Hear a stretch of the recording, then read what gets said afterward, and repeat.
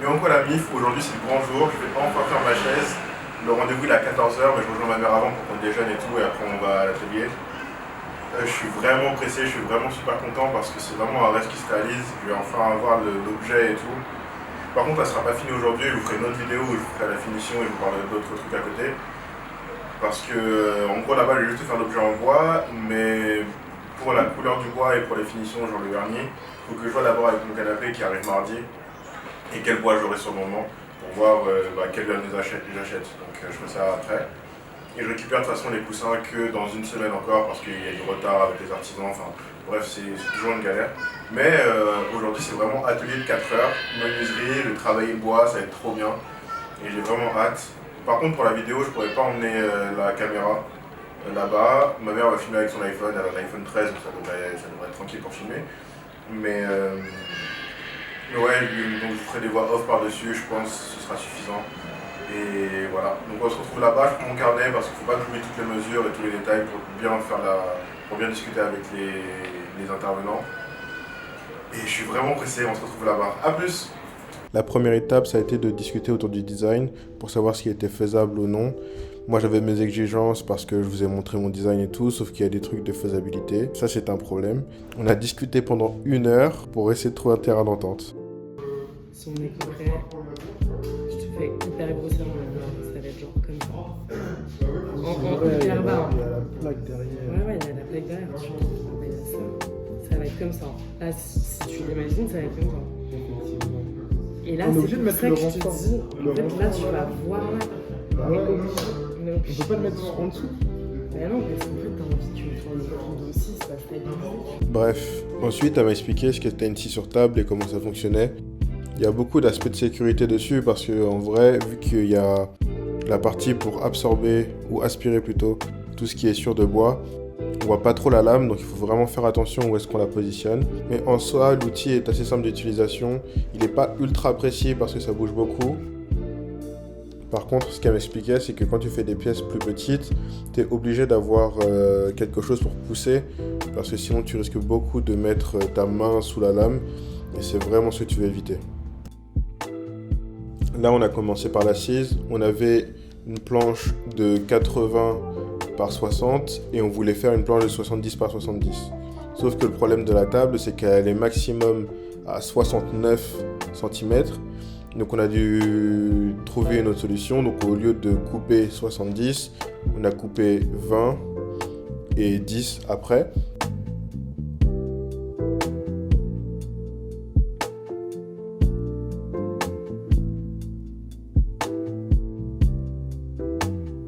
Donc une fois que tous les réglages ont été faits, il ne me restait plus qu'à essayer de découper. Il faut des chutes, parfois des compagnies droites, certains participants, etc. Vas-y, t'es prêt? C'est bon? T'as compris le truc? Ouais. Je peux mettre plus ça après,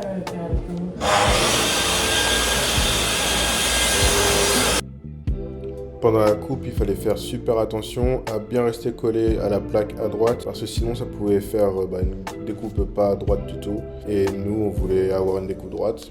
En faisant attention à rester bien droit, tu permets à la lame de tracer son chemin correctement, ce qui me permet de ne pas la bloquer. Parce que si tu la bloques, en fait, tu risques d'abîmer le matériel et donc de plus pouvoir avancer en fait. Mais honnêtement, ça va pour une première fois sur cette machine.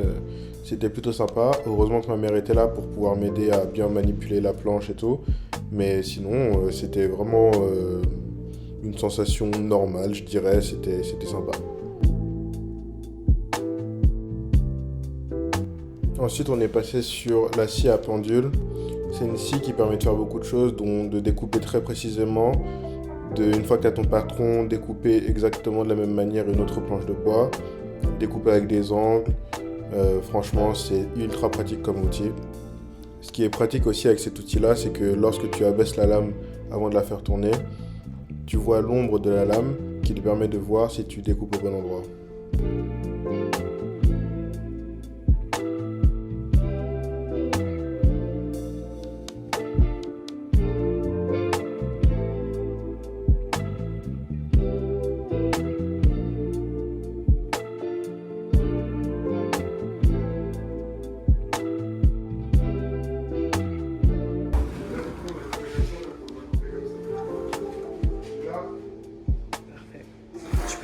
moi, les gens.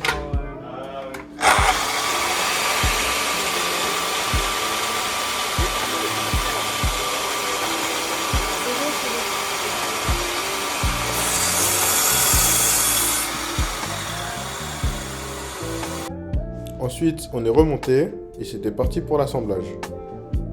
Au début, pour l'assemblage, je pensais qu'on allait prendre plein de mesures pour assembler ça de manière précise, mettre les vis au bon endroit et tout. Mais en vrai, on n'avait pas le temps parce qu'on était déjà en retard d'une demi-heure et c'est pas utile. Donc on a procédé étape par étape, on savait dans quelle direction on allait étant donné qu'on a fait le design ensemble. Donc c'était assez simple. On a commencé par tout ce qui était pied, donc le dessous de l'assise. Et j'ai encore fait chier pour le design parce que je voulais absolument pas que une partie des pieds soit visible si on était face à la chaise. Donc on a dû modifier un peu. On n'a rien modifié au niveau des mesures, on a juste modifié la position de quelques planches. Ensuite, on a lié l'assise au pied parce que finalement le dossier on n'allait pas lier tout de suite avec. On a fixé les bords du coffret à l'assise. Et ensuite, on a constitué les accoudoirs à part. Vous verrez dans une prochaine vidéo que j'ai un peu modifié le coffret et les accoudoirs parce que ça me plaisait pas finalement quand c'est arrivé chez moi. J'étais pas convaincu du design et du visuel que ça donnait. Donc j'ai un peu modifié ça lorsque j'ai fait les finitions et vous verrez que c'est un peu mieux quand même. Du moins, c'est plus proche du design originel que j'avais en tête. Donc en vrai, je suis content. Mais il y a quelques modifications que j'ai fait plus tard. La plus grosse galère au niveau de l'assemblage, c'était que, en fait, à l'arrière du dossier, il fallait quelque chose pour le caler correctement. Donc l'intervenante, elle a dû travailler un peu toute seule sur ce côté-là parce qu'avec ma mère, on se dépêchait pour faire toutes les fixations parce qu'on était vraiment à la bourre. Genre, le stage devait finir à 18h et il était déjà 18h30. Donc on se dépêchait avec ma mère pour faire toutes les fixations, pendant qu'elle réfléchissait à bien couper l'angle pour mettre les cales au dos de l'assise. Franchement, elle s'est à mort pris la tête pour ça, et je la remercie infiniment parce que sinon, sans elle, je pourrais pas m'asseoir aujourd'hui sur ma chaise. Mais ouais, c'était une galère.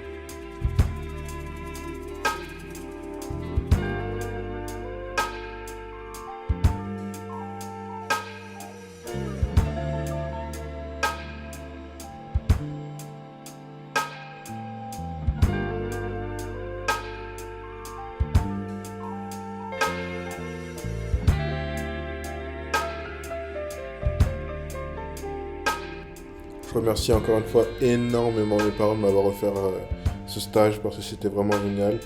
Je remercie beaucoup ma mère parce que sans elle, on n'aurait jamais fini.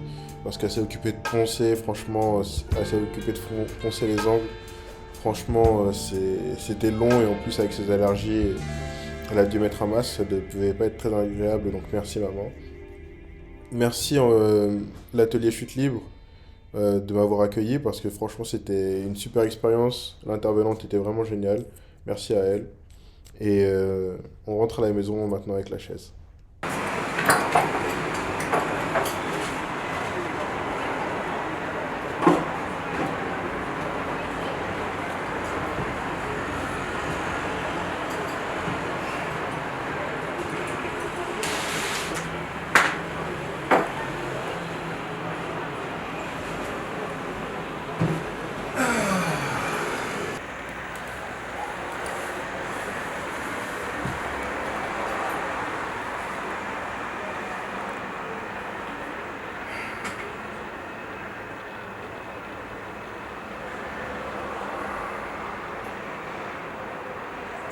Ça y est, elle est faite.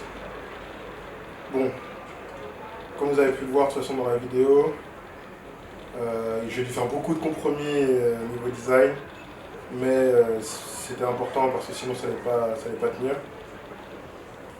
Il y a encore beaucoup de finitions à faire. Là, il y a des vis apparentes, il n'y a pas le vernis, il y a quelques angles que je dois faire, il y a une finition au niveau de l'assise et du dossier que je dois faire aussi. Ça, ce sera pour une prochaine vidéo. Mais sinon, franchement, c'est exactement l'assise que je voulais, le confort que je voulais. Il manque juste les coussins et je pense que ce sera parfait. Merci d'avoir regardé cette vidéo, c'était une après-midi incroyable pour moi. Et je vous dis à la prochaine pour la suite. A plus!